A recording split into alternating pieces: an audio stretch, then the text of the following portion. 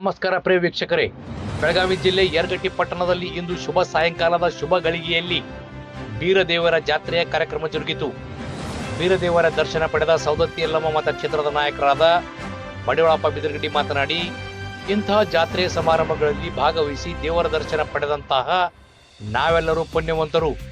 ಮುಂದಿನ ದಿನಮಾನಗಳಲ್ಲಿ ಪ್ರಸಾದ ಸೇವೆಯಂತ ಪುಣ್ಯ ಕೆಲಸಕ್ಕೆ ನನ್ನ ಸಂಪೂರ್ಣ ಸಹಕಾರ ಇರುತ್ತದೆ ಎಂದು ಟ್ರಸ್ಟ್ ಕಮಿಟಿಯವರಿಗೆ ಮಾಧ್ಯಮದ ಮೂಲಕ ತಿಳಿಸಿದರು.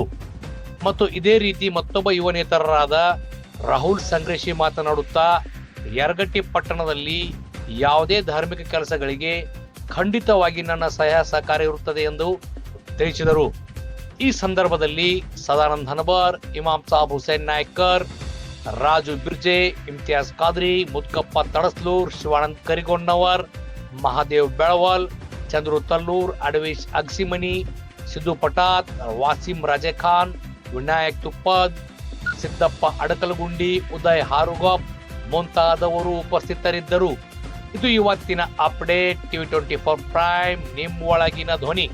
ಬೀರಪ್ಪ ಜನ ಜಾತ್ರೆ ಏನಂತಂದ್ರೆ, ವರ್ಷಕ್ಕೊಮ್ಮೆ ಬೀರಪ್ಪ ಜನ ಜಾತ್ರೆ ಮಾಡಿ ಬಂಗಾರದ ಊಕಳಿ ಆಡಿ ನಮ್ಮ ಮೈಯಲ್ಲಿರ್ತಕ್ಕಂಥ ರೋಗಗಳನ್ನ ಓಡಿಸುವಂತ ಒಂದು ಇದು ಬಂಗಾರದ ಊಕಳಿ ಆಟ. ನಾವು ಹಿರಿಯರ ಪರಂಪರೆಯಿಂದ ಹಿಡಿದೀವಿ. ಬಂಗಾರದ ಜಾತ್ರೆಯನ್ನ ಮಾಡಿದ ಮೇಲೆ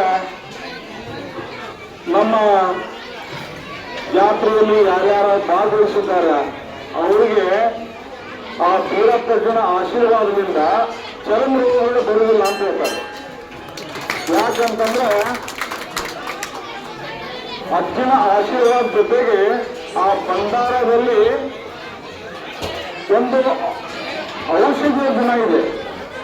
ಹೀಗಾಗಿ ಆ ಔಷಧಿಯ ಗುಣ ಹೊಂದಿರತಕ್ಕಂಥ ಭಂಡಾರವನ್ನ ಅಜ್ಜನ ಜಾತ್ರೆ ನಿಮಿತ್ತವಾಗಿ ನಾವೆಲ್ಲ ತೋರಾಡಿ ನಮ್ಮ ಮೈ ಹಚ್ಚಿಕೊಂಡು ನಾವು ಹಣಿ ಹಚ್ಚಿಕೊಂಡು ಏನು ಮಾಡ್ತೀವಿ.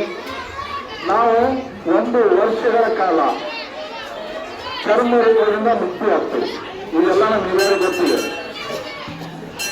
ಇಂಥ ಜಾತ್ರೆಗಳು ಪ್ರತಿ ಹಳ್ಳಿಯಲ್ಲಿ ಕೂಡ ನಡೀಬೇಕು.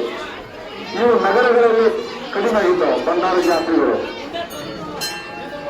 ನಾವು ಧಾರವಾಡ ಇರ್ಬೋದು, ಹುಬ್ಬಳ್ಳಿ ಇರ್ಬೋದು, ಬೆಳಗಾವಿ ಇರ್ಬೋದು. ಹಿಂಗ ಏನಂತಂದ್ರೆ ಈ ಪಟ್ಟಣದಲ್ಲಿ ಮತ್ತು ಹಳ್ಳಿಯಲ್ಲಿ ಮೈಲಾರಲಿಂಗೇಶ್ವರ ಜಾತ್ರೆ, ಬೀರಪ್ಪ ಜನ ಜಾತ್ರೆ, ಗ್ರಾಮದೇವಿ ಜಾತ್ರೆ, ಗ್ರಾಮವನದ ಜಾತ್ರೆ ಇರ್ಬೋದು, ದುರ್ಗಮ್ಮನ ಜಾತ್ರೆ ಇರ್ಬೋದು.